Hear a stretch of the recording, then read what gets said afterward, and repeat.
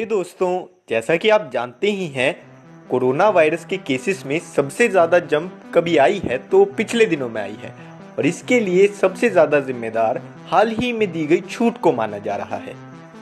लेकिन इस बात को भी झुठलाया नहीं जा सकता कि अगर ये छूट ना दी जाती तो हमारी अर्थव्यवस्था शायद पहले जैसी ना रहती और कोलैप्स कर जाती, क्योंकि बिना बाजार की गतिविधियों के चले हमारी अर्थव्यवस्था नहीं रह सकती। उसके लिए चीज़ों का आदान प्रदान होना या फिर सही मायनों में अर्थव्यवस्था का चलते रहना ज़रूरी है। तो हमने सोचा क्यों ना आपको कोरोना वायरस से संबंधित अंतर्राष्ट्रीय राजनीति में चल रही एक महत्वपूर्ण खबर से अवगत कराया जाए। तो आइए जानते हैं इसके बारे में।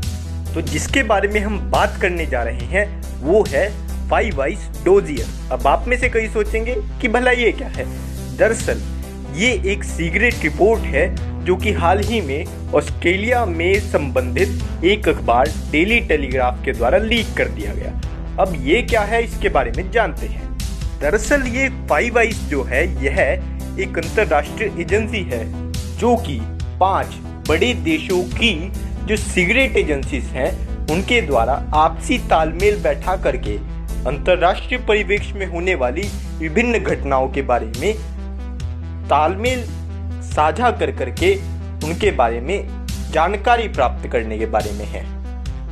ये 5 देश हैं यूएसए, कनाडा, न्यूजीलैंड, ऑस्ट्रेलिया और यूके।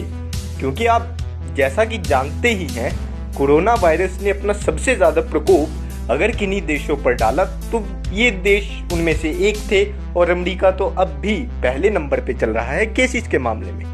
तो इसी कड़ी में कोरोना वायरस से संबंधित एक 15 पेज का डॉक्यूमेंट इस एजेंसी के द्वारा तैयार किया गया।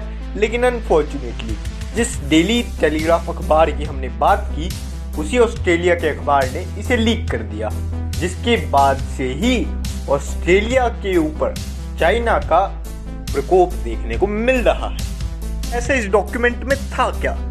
दरअसल जैसा कि हम सब जानते ही हैं कि इस वायरस का जो सबसे पहला ओरिजिन था वो चाइना के वुहान शहर में पाया गया और यही बात इस डॉक्यूमेंट में भी मानी गई। इसी कड़ी में वुहान में स्थापित एक लैब में इस एजेंसी ने सर्च किया और उस सर्च में पाया गया कि वुहान की उस लैब में तकरीबन 50 वायरस हैं। उन 50 में से एक वायरस का जो स्ट्रक्चर है उसकी कॉन्फ़िगरेशन तकरीबन 96%, जी हाँ 96% कोरोना वायरस से मिलती है, जो कि इस बात को स्थापित करने में बहुत ज़्यादा सहायक है कि कोरोना वायरस का जो ओरिजिन हुआ है वो चाइना की इस लेबोरेटरी से ही हुआ है।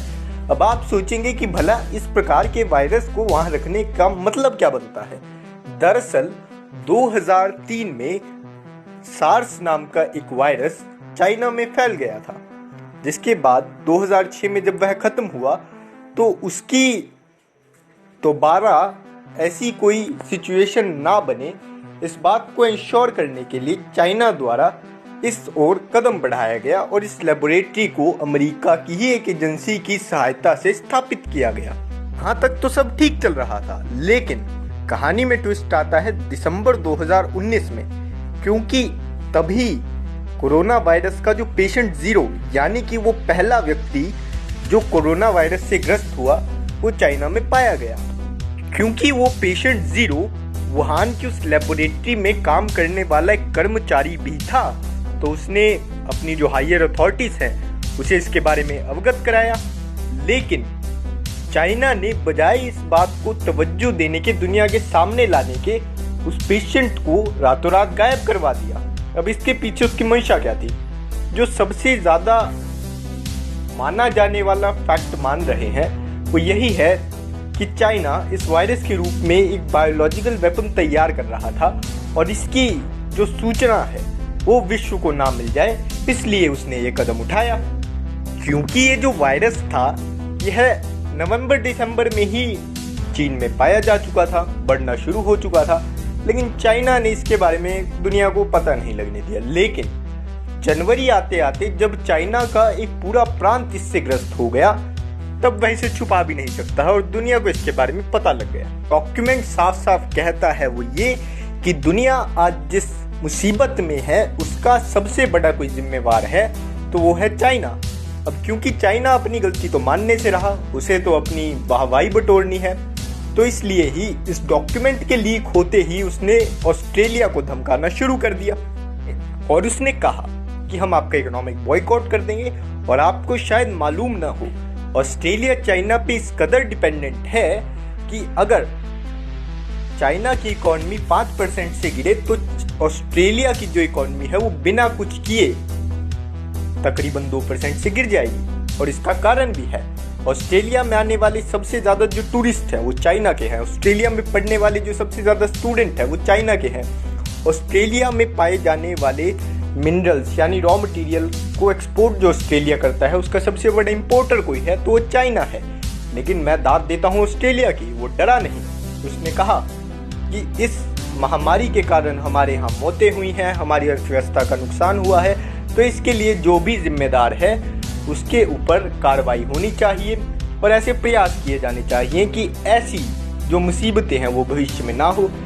तो अब देखते हैं अंतर्राष्ट्रीय राजनीति में क्या होता है। मेरा मानना तो है कि कोरोना वायरस के बाद की जो दुनिया है उसमें जो एक तरह का प्रोटेक्शनिज्म है वो आपको काफ़ी ज़्यादा बढ़ा हुआ देखने को मिलेगा। देखते हैं क्या होते हैं। तो इसी के साथ हम आपसे विदा लेते हैं आप और परमात्मा से दुआ करते हैं कि ये महामारी जल्दी खत्म हो, आप सबकी जिंदगियां अपनी अपनी पहले जैसी पटरी पर लौट आएं।